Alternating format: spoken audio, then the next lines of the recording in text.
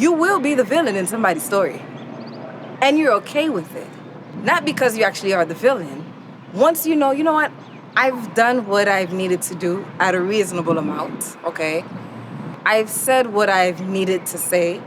So you weren't, half-stepping or avoiding confrontation. You weren't doing all of those childish things. Let's say we've done what we truly needed to do in a mature way to navigate this, to try to save whatever this is, or even yourself in the workplace. You're in a toxic environment and you're showing up, as far as your work is concerned, and you're doing what you have to do, but you're realizing more and more, this is not my place, this is not for me, or things are chaotic, or it's getting increasingly aggressive or more of an unfriendly experience.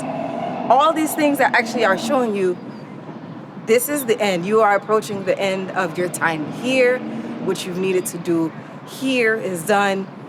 You've reached the end of this relationship. You've reached the end of this being the way you sustain yourself through life. You've reached the end, but I'm the best employee they got. Listen, let's say you've gone through everything you've needed to do in a mature way, and it is clear that the other party or other parties involved are like, I don't care about any of that. They're showing you the face that they want you to see. Accept it within yourself, humbly, and say, all right, I'm not needed here. I'm not wanted here. That's where the ego comes into play. I'm not wanted here. I see more value in this than this or this person or this sees in me. I'm showing up with my best foot forward. It's not necessarily the same on the opposite end. They can't see my value. It's okay. Let it go. Now, with being the villain, people will always tell themselves what they need to tell themselves. Some people can face the truth as it is. Some people are accountable and can say, you know what? That was on me. But many people are not that. Many people will switch the story in their minds to help them deal with the fact that they messed up a situation, or it's not just so much that they messed it up, is that a situation is over because they did not play their part in trying to save it even.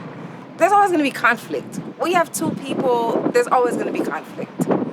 Because we're different people. You can be a twin, a sibling, you and your favorite cousin. There's no such thing as two people existing in a space and never having conflict. So conflict is going to come about. It's all in how it's resolved, right? So if the person can't admit to themselves, you know what, I'm not the best at conflict resolution. I created the conflict, and even when I created it, I still didn't want to help fix it. I just wanted to deepen the conflict.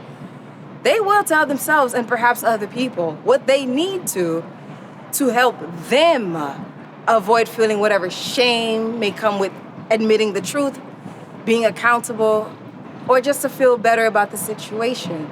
But you, who know that you showed up clean, you know what I mean? Really trying and putting in effort, and then you just realize, you know what? It's not worth this much effort because there's nothing fruitful coming in return. It's not worth taking on this much stress.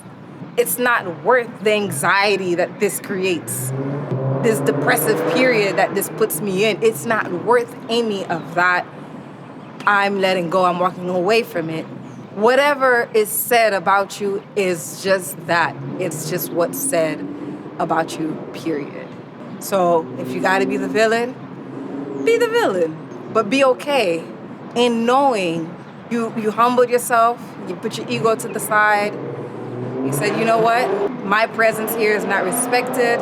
I'm taking my things and I'm leaving. No big fuss, fight, slamming doors. Nah, we good.